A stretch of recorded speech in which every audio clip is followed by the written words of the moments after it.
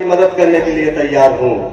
अगर तुम्हारे साथ कोई नहीं है तो क्यों दुश्मन बन गए हो अपने लोगों के? क्यों अपने लोगों का नुकसान करना चाहते हो? मैंने तो अपनी सारी जिंदगी जीवनगढ़ के लोगों के नाम कर दी। मेरी समझ में नहीं आता आप लोग आखिर चाहते क्या हो? आप भाजपा को हराना चाहते हो या भाजपा को जिताना चाहते हो? मैं आपसे पूछना चाहता हूं, अगर आप भाजपा को जिताना चाहते हो तो आप दे दीजिए समाजवादी पार्टी को वोट, मैं हार जाऊंगा। अगर आप भाजपा को जिताना नहीं चाहते हो तो आप बहुजन समाज पार्टी के साथ खड़े हो जाइए। मैं इंशाअल्लाह ताला आपकी लड़ाई लड़ने का काम करूंगा। आपके पास भी आए थे, आपके पास आकर बता रहे थे, ये मेरे बड़े भाई खड़े हैं, बिलाल भाई, जो बहुजन समाज पार्टी से प्रत्याशी थे, इनको 25,000 वोट मिले। उन 25,000 वोटों में सिर्फ 500 वोट हमारे थे, 24,500 वोट दलित भाइयों के थे, बहुजन समाज के थे।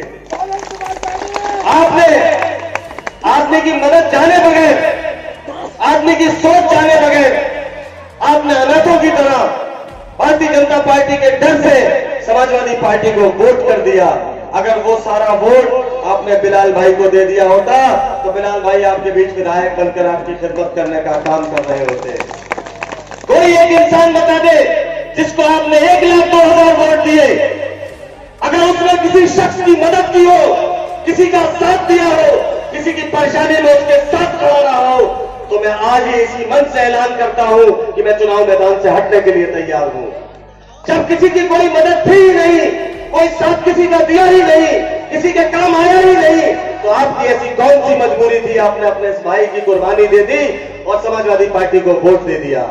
मैं आपका मिजाज जान चुका था, मेरा टिकट कटा था, मैं लोगों के बीच गया, मैंने लोगों के मिजाज को जाना और मैं अपने घर आकर बैठ गया, अपमान के साथ अपने घर आकर बैठ गया, जिल्लत के साथ अपने घर आकर बैठ गया, क्योंकि मैं आपकी आवाज बन चुका था, आपकी मदद कर रहा था, आपकी काम आ रहा था, आपके कामों को आगे बढ़ा रहा था।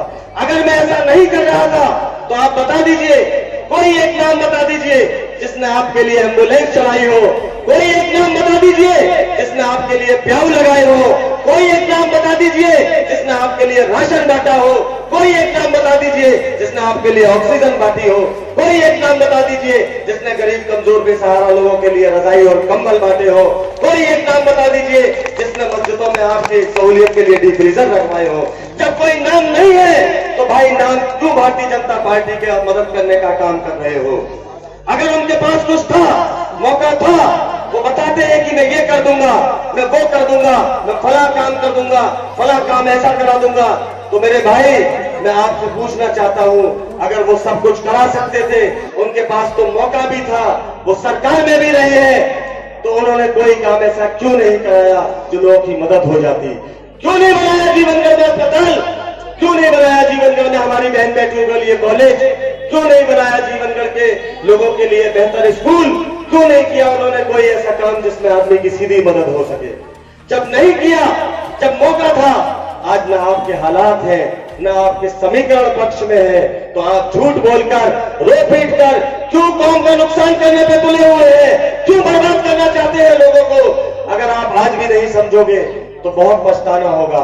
अलीगढ़ के अंदर सारे विधायक भारतीय जनता पार्टी के हैं, सारे सांसद भारतीय जनता पार्टी के हैं, सारे एमएलसी भारतीय जनता पार्टी के हैं, सारे ब्लॉक प्रमुख भारतीय जनता पार्टी के हैं। एक महापौर की कुर्सी है जिसको आप बचा सकते हो अपनी होशमंदी के साथ, जिसको आप बचा सकते हो अपने इल्म के साथ, जिसको आप बचा सकते हो सलाहियत के साथ। मैं आपसे भीख मांगता हूं उन तमाम लोगों के लिए जो परेशान हाल है, जिनके लिए मैं कुछ करना चाहता हूं। मैं चाहता हूं आप जब जीवनगढ़ से निकल कर जाएं और आप वहां जाकर देखें कि ये देखो अस्पताल बना हुआ है, ये सलमान शाहिद ने बनवाया है, जीवनगढ़ के लोगों का यहाँ फ्री इलाज होता है।